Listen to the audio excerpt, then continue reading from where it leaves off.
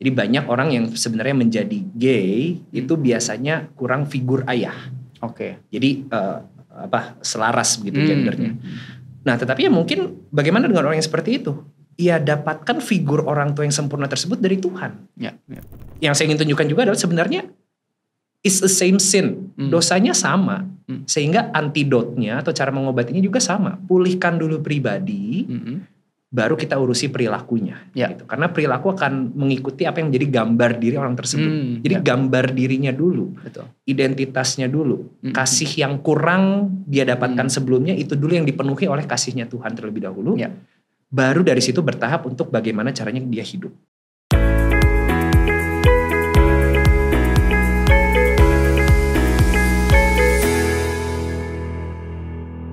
Halo semuanya, welcome to Gilgal Podcast bersama dengan aku kembali, Revi Halim. Dan hari ini kita seperti biasa ya, kita pengen ngobrol sama narasumber supaya kita bisa belajar banyak hal baru yang tentunya bisa menolong kita menjalani kehidupan dengan lebih baik, lebih sesuai dengan kehendak Tuhan, dan tentunya nantinya menjadi berkat dan inspirasi buat banyak orang. Dan hari ini narasumber kita masih sama dari sesi yang sebelumnya, yaitu dari tim pastoral dari IFGF Bandung, yaitu Pastor Philemon Karis. Halo Pastor Phil. Halo, thank you for having me. Sesi pertama luar biasa, kita udah belajar banyak banget. Dan aku percaya di sesi kedua kita pasti belajar jauh lebih banyak, karena aku udah suka ikutin Pastor Philemon, pengajaran semua keren-keren semuanya. Siap. Nah, di sesi kedua ini aku pengen membahas lebih banyak nih soal salah satu problem yang aku suka denger banyak nih. Ini yang mungkin ditanyain atau dibahas apalagi sama orang tua, yaitu soal LGBTQ nih. Karena kan mungkin kalau zaman dulu kayak ya tinggal anak kan dijaga, kamu jangan sampai masih kecil udah pacaran terhamil duluan nikah kan jangan ya.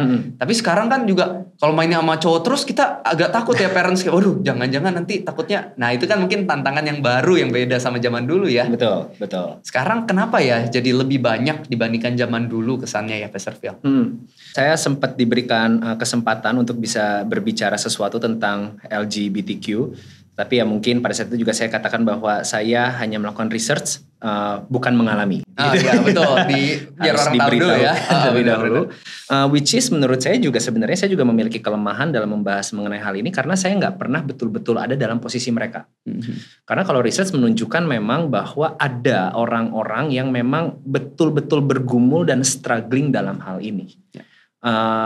Kebanyakan orang yang memang bergumul dalam hal ini adalah mereka pun menyadari bahwa mereka sebenarnya kalau boleh punya pilihan tidak ingin memiliki perasaan seperti itu atau bergumul dengan kondisi seperti ini. Dan banyak riset menunjukkan bahwa banyak daripada hal ini ditimbulkan bukan karena medis, bukan secara biologis, tetapi lebih banyak berbicara secara psikologis. Kondisi keluarga atau kondisi hal-hal yang sifatnya adalah traumatik dalam kehidupan seseorang, itu yang menjadi trigger dari isu LGBT ini. Nah tapi mungkin kalau ditanyakan kenapa sih pada akhirnya muncul isu ini hari-hari ini, sebenarnya kalau kita berbicara mengenai kecenderungan, biasa kan itu kan berbicara mengenai orientasi seksual gitu ya. Again ini dari hasil riset saya juga meluangkan waktu untuk bisa melakukan riset di area hal ini. Yang namanya hal ini tuh sudah terjadi bahkan sebelum isu ini tuh besar.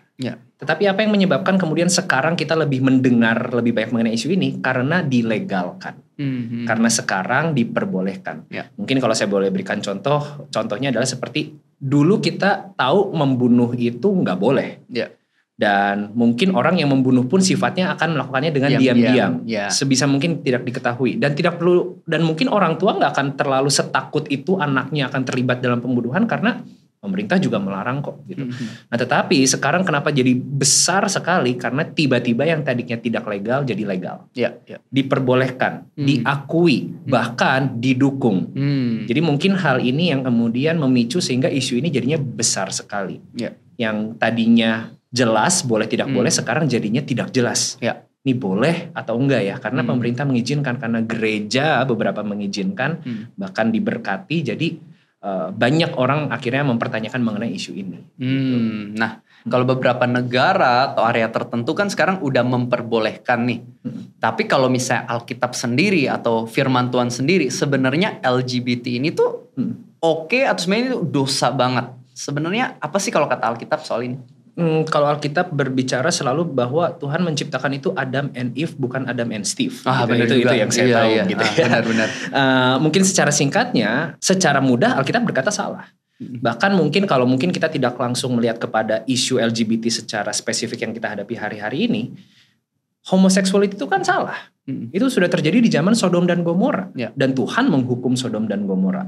Bahkan kan sebenarnya kita mendapatkan kata sodomi itu sebenarnya asal itu dari Sodom. Dosa daripada orang-orang yang ada di Sodom. Salah satunya itu yang menjadi referensi dari kata tersebut.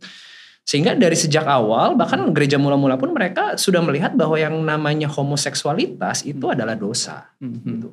Sekarang hurufnya jadi banyak sekali karena sekarang bisa melakukan transgender dan lain-lain sebagainya, tetapi ya firman Tuhan sudah berkata salah. Firman Tuhan mengakui bahwa pernikahan itu satu laki-laki dan satu perempuan, satu nggak dua gitu, nggak lebih daripada satu. Itu yang diakui dari sejak kitab Kejadian sebelum ada dosa. Jadi ya secara mudah sebenarnya firman Tuhan mengatakan bahwa ini adalah suatu hal yang salah.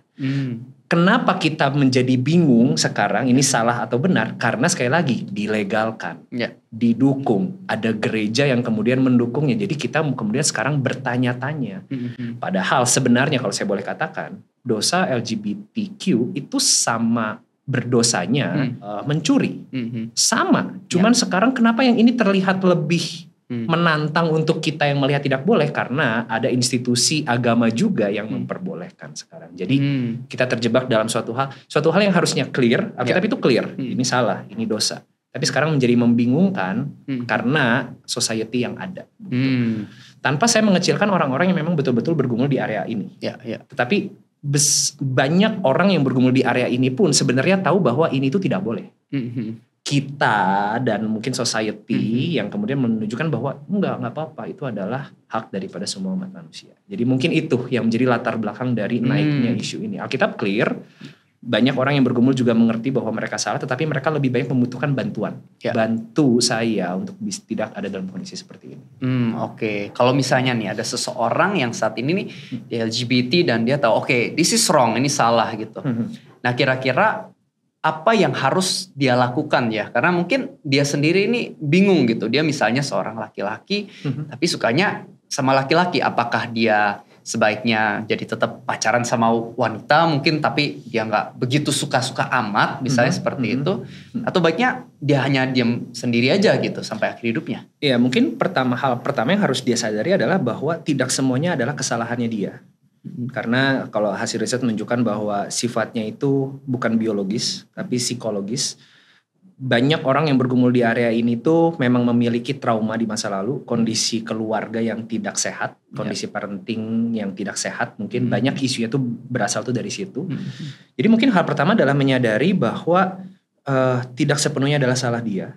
Dan yang kedua adalah bahwa Tuhan mengasihi dia. Bahwa kalau memang Tuhan izinkan itu terjadi, Tuhan pun akan berikan jalan keluarnya. Sehingga mungkin kita nggak langsung ngomong kepada hubungannya dulu, tetapi karena LGBT ini berbicara mengenai kondisi psikologis dan kondisi pribadi yang belum sehat, kita sehatkan pribadinya dulu. Jadi lupakan untuk jadi hubungannya itu nanti.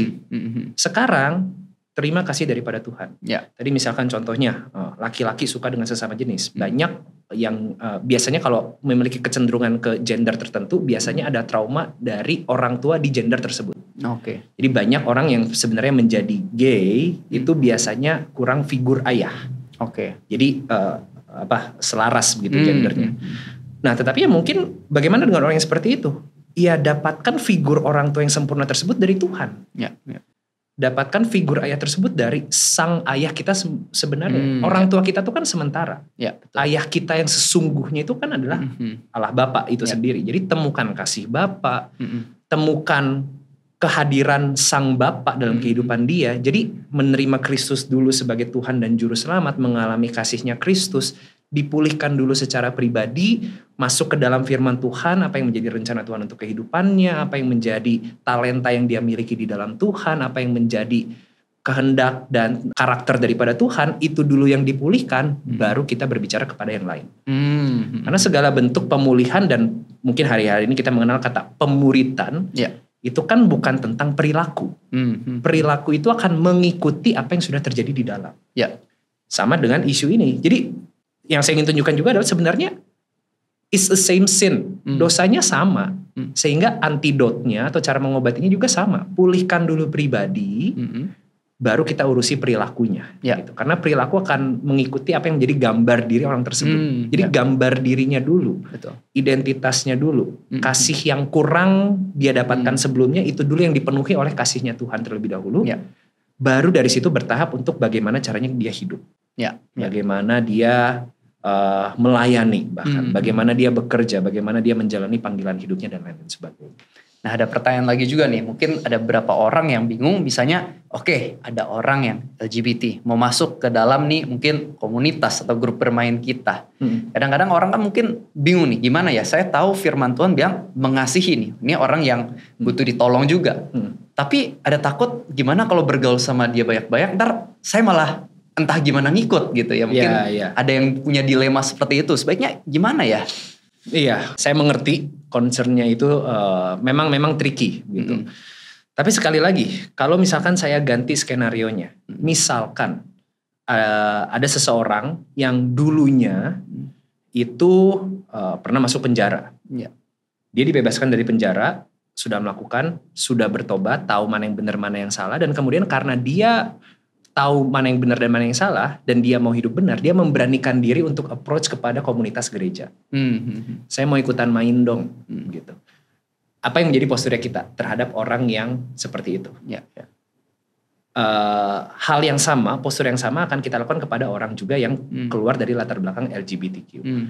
Karena apa yang ingin saya tunjukkan di sini, dosanya sama. Tetapi justru menurut saya, justru jebakan daripada si jahat adalah membuat dosa ini tuh seperti terlihat unik dan lebih menantang, lebih membingungkan, lebih kompleks daripada dosa-dosa yang lain. Padahal tuh sama.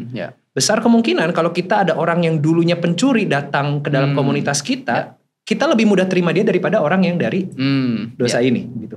Padahal sebenarnya menurut saya itu that's the biggest lie of the devil. Justru sama. Jadi bagaimana cara memperlakukannya? Ya kalau dulunya dia pencuri ya. Ada waktu, kasih jarak, uji berdasarkan waktu, nggak harus langsung dekat kan, mulai kenal dulu dan lihat apakah ada bibit-bibit perubahan dalam kehidupannya, baru boleh datang ke rumah.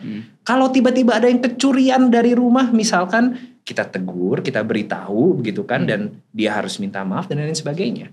Jadi menurut saya hal yang sama, hal yang serupa. Tapi justru yang ingin juga saya tunjukkan adalah bahwa ketika orang-orang yang datang dari latar belakang ini sudah mau untuk masuk dan ikut dalam komunitas yang dia tahu akan menghakimi dia, dia sudah terbuka terhadap perubahan.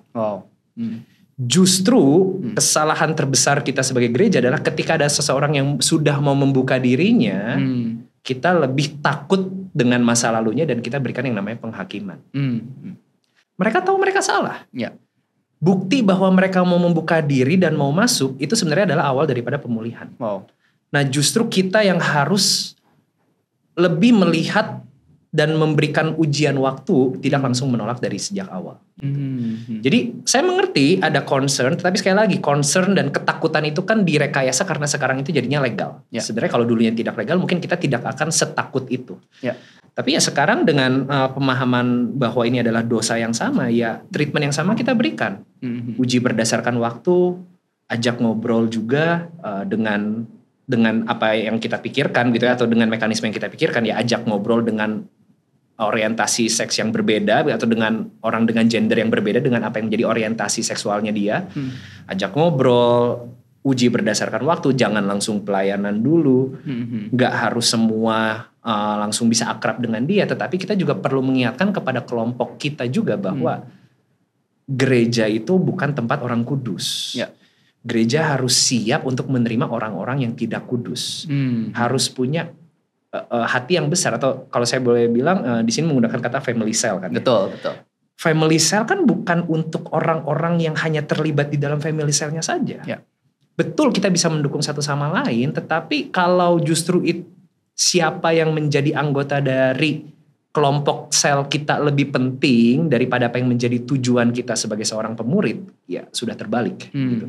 Kita sudah ada dalam kondisi yang nyaman.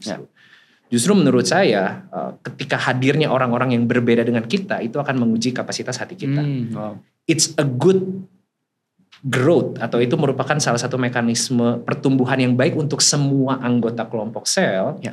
Ketika kita rela untuk bisa diperbesar hatinya menerima seseorang yang berbeda dengan kita. Wow. Jadi seperti itu. Nah berarti seorang yang pernah LGBT sebenarnya masih ada kemungkinan bisa berubah lewat kuasa Tuhan ya. Lewat kuasa Tuhan. Lewat pergantian identitas. Nah mungkin gimana sih caranya, mungkin ada berapa penonton yang LGBT atau punya keluarga yang LGBT. Mereka kayak oke, iya saya nangkep harus identitas dalam dirinya nih berubah, baru perilaku berubah. Tapi gimana ya supaya bisa identitasnya ini, gambar dirinya ini jadi berubah ke arah yang lebih baik? Apa ya tips-tips, langkah-langkah praktikal yang mungkin bisa dilakukan? Iya, tips-tips langkah-langkah praktikal tentu hubungan pribadi jauh lebih penting daripada perilaku. Jadi ya sadari siapa Yesus dalam kehidupan kita. Mulai ubah pola pikir kita, pola emosi kita, pola kehendak kita berdasarkan firman Tuhan. Roma 12 ayat 2 selalu mengajarkan untuk berubahlah berdasarkan pembaharuan budi. Sehingga kita bisa mengenal mana kehendak Allah, apa yang baik. Artinya apa? Baik untuk kita. Apa kehendak Allah yang mungkin berbeda dengan kehendak kita tetapi sebenarnya baik untuk kita. Jadi langkah-langkah praktikal, tips praktikalnya adalah alami Tuhan, kenal firman Tuhan, biarkan Roh Kudus berbicara besar dalam kehidupan kita, semakin sensitif dengan suara Tuhan. Karena prinsipnya seperti ini, semakin besar pemerintahan Tuhan yang ada di dalam hati kita, atau semakin besar suara Roh Kudus yang ada di dalam hati kita, semakin besar rasa bersalah kita ketika kita melakukan hal yang salah, semakin kita tidak membutuhkan pemerintahan yang ada di luar. Karena sudah ada pemerintahan di dalam yang menuntun kehidupan kita. Jadi langkah praktisnya apa? Perbesar pemerintahan Tuhan di dalam kehidupan kita. Meskipun tidak akan pernah, setidaknya yang saya pernah dengar berdasarkan riset, tidak akan pernah betul-betul 100% kehilangan keinginannya. 100% jadi pulih. Tuhan bisa. Mujizat Tuhan tidak ada yang bisa membatasi mujizat daripada Tuhan. Tetapi kalaupun tidak, apa yang terjadi dengan orang tersebut? Menurut saya, kehidupan orang tersebut tetap bisa menjadi kesaksian. Karena dia bisa berkata bahwa saya nggak mengalami betul-betul pulih, tapi saya memilih untuk tetap hidup sesuai dengan firman Tuhan. Dan ini buahnya. Justru kesaksian dari orang-orang yang berkorban seperti itu menurut saya jauh berbicara lebih keras daripada betul-betul mujizat yang dialami. Kenapa Tuhan mengizinkan ada orang-orang yang tidak mengalami mujizat? Menurut saya, mungkin kalau kita melihat secara kacamata manusiawi, kasihan sekali orang tersebut. Menurut saya, bisa jadi itu merupakan panggilan dia. Bisa jadi Tuhan mau pakai dia dengan cara yang lebih besar dan lebih luar biasa daripada orang-orang yang mungkin mengalami mujizat Tuhan. Mudah untuk bersaksi kalau sudah mengalami mujizat. Tetapi apakah kita bisa tetap bersaksi meskipun kita tidak mengalami mujizat tersebut? Jadi langkah praktisnya adalah ubah apa yang di dalam, walaupun tidak mungkin bisa jadi langsung semuanya sembuh, tetapi juga diizinkan untuk tetap ada pergumulan itu di dalam, tetapi justru pemilihan kita untuk lebih memilih kehendak Tuhan daripada kehendak kita, itu yang justru menjadi kesaksian bagi orang banyak. Bahwa meskipun saya mengalami trauma di masa lalu, meskipun saya dipandang kurang oleh society, saya tetap memilih ikut Tuhan, saya tetap memilih ikuti kehendak Tuhan. Ini hasil kehidupan saya. Itu kesaksian yang luar biasa justru menurut saya. Kelemahan kita bisa jadi menunjukkan panggilan kita. Dan bagaimana Tuhan mau pakai kita di area tersebut. Kalau Pastor Philemon sendiri punya gak seorang kenalan atau teman yang mungkin saat ini juga lagi struggle di area ini? Dan apa yang mungkin menjadi respon dari Pastor Philemon sama ini gitu? Ya, saya mendengar beberapa cerita dan kesaksian dari jemaat tentunya. Ada orang-orang juga yang memang bergumul di area sini.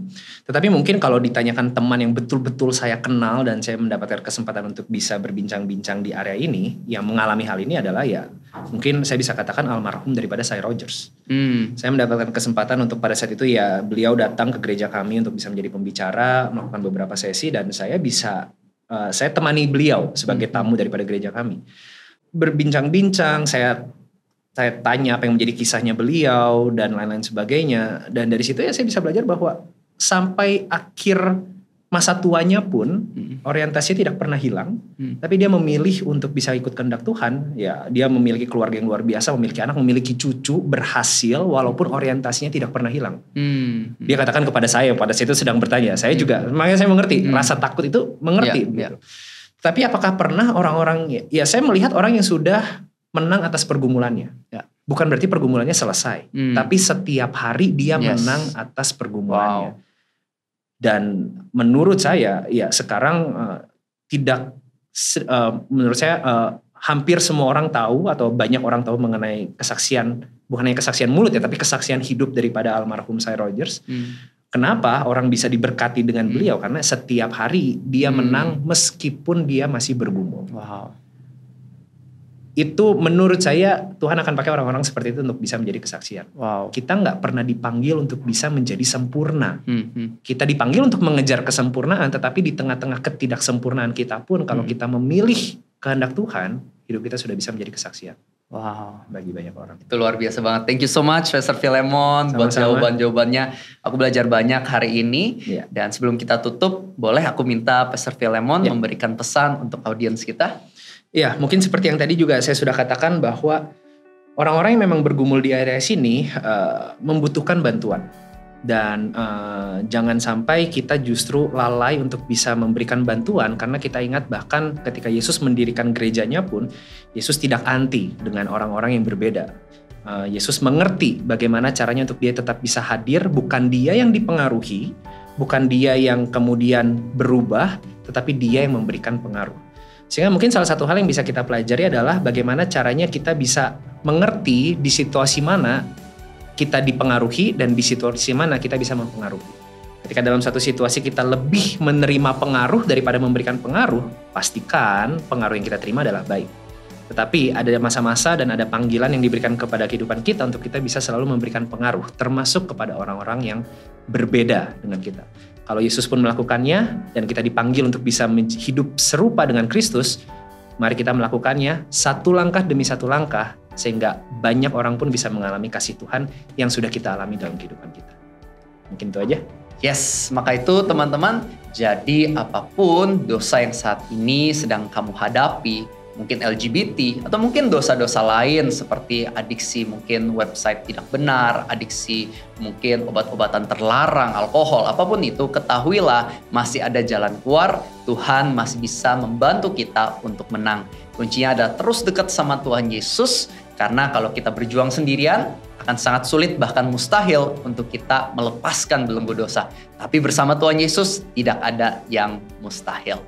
Oke, aku percaya kita udah belajar banyak banget dari sesi hari ini. Dan buat teman-teman yang belum subscribe, jangan lupa langsung klik tombol subscribe-nya, bunyikan tombol loncengnya, sehingga lain kali ketika ada video-video baru yang diupload, teman-teman semuanya bisa tahu, bisa mengikutinya, dan diberkati olehnya.